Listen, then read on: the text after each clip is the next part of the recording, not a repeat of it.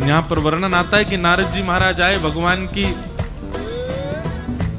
नित्यचर्या ग्रहचर्या देखने के लिए कि भगवान के ब्याह हो गए, देख के तो आऊं कैसा चल रहा। कोई पत्नी शिकायत तो करेगी भगवान की, इतनी सारी पत्नियां, कोई तो कहेगी कि मुझे टाइम नहीं देते, मुझे समय नहीं देते, उसी के पास ही रहते हैं। नारद जी महाराज गए, सबसे पहले रुक्मणी जी के भवन में प्रवेश किया तो भगवान बैठे हुए थे, प्रसाद पा रहे थे, रुक्मणी जी पवा रही थी। नारद जी जैसे ही आए, अच्छा एक और बात बताएं, भगवान की सब पत्नियों के गुरुजी नारद जी हैं,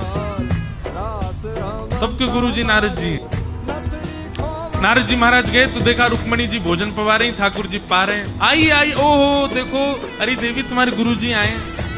आहा, रुक्मणी जी इतनी खुश हो गई, गुरुदेव प्रणाम। ठाकुर जी को प्रणाम नारद जी ने किया, बैठ गए। ठाकुर जी प्रसाद पा रहे, ए रुक्मणी जी जल्दी लाओ, कुछ लाओ नारद जी के लिए। रुक्मणी जी लड्डू लेके आई, गुरुदेव ने पाए।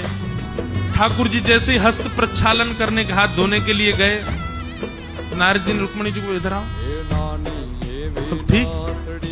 रुक्मणी जी बोले बहुत बढ़िया। ठाकुर जी समय देते हैं?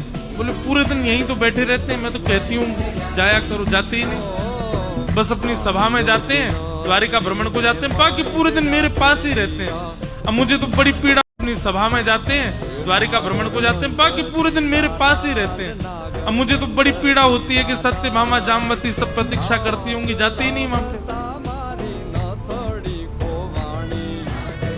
नारद जी महाराज बोले तो मतलब रुक्मणी की कोई शिकायत नहीं है, तो निश्चित और पत्नियों की तो शिकायत होगी। थोड़ी देर वार्तालाप करने के बाद नारद जी बोले, भगवान अब आज्ञा दो, मैं फिर आऊंगा। हाँ जल्दी आना। नारद जी भवन से निकल करके, रुक्मणी जी के भवन से निकल के जैसे ही जामवती के भवन में पहुंचे, अलग अलग महल हैं सबके, जामवती के महल में पहुंच के भीतर प्रवेश किया तो भगवान अपने बालकों के साथ खेल रहे हैं, जामवती बैठी है और नारद जी वहां भीतर प्रवेश करके देखें तो ठाकुर जी वहां भी बैठे हैं। और नारद जी के प्रवेश करते ही ठाकुर जी, ओहो अरे देखो जामवती, देखो गुरु जी आए, बड़े दिन में आए नारद जी। नारद जी कह रहे हैं कितना नाटक कर रहे हैं, अभी मिले मुझे वहां पे, और कितना नाटक कर रहे हैं, ऐसे बोल रहे हैं जैसे कितने दिन में आए हूं। अरे ठाकुर जी ने भी मन में विचार किया, आज नारद जी को सबक सिखाएंगे, बड़ा हमारी दिनचर्या देखने आए। अरे तुम्हारे गुरुजी आए, कुछ लेके आओ, बेचारे भूखे प्यासे होंगे, सुबह से कुछ पता है कि अभी पाक के आए रुक्मणी जी के यहाँ। नहीं भूख नहीं है। सत्यभामा, मेरे घर का नहीं खाओगे नाथ, आप मेरे गुरुजी नहीं है।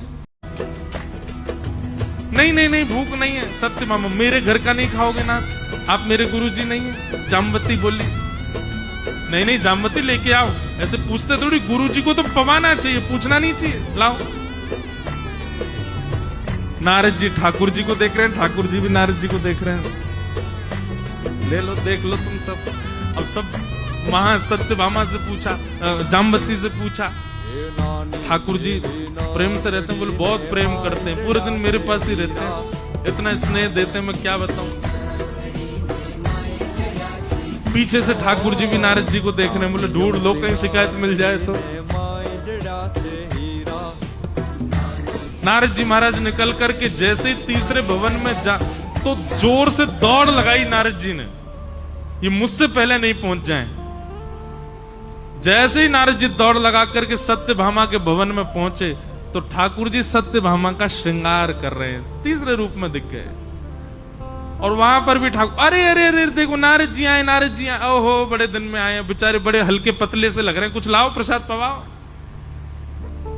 सत्यभामा प्रणाम करे, नारद जी मनी मन प्रसन्न भी हो रहे हैं और ठाकुर जी से कह रहे हैं बहुत चतुर हो नाथ,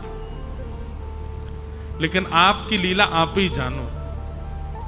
भगवान 16,108 पत्नियों के साथ एक साथ रहते हैं, बात भी हो रहे हैं और ठाकुर जी से कह रहे हैं बहुत चतुर हो नाथ, लेकिन आपकी लीला आप ही जानो।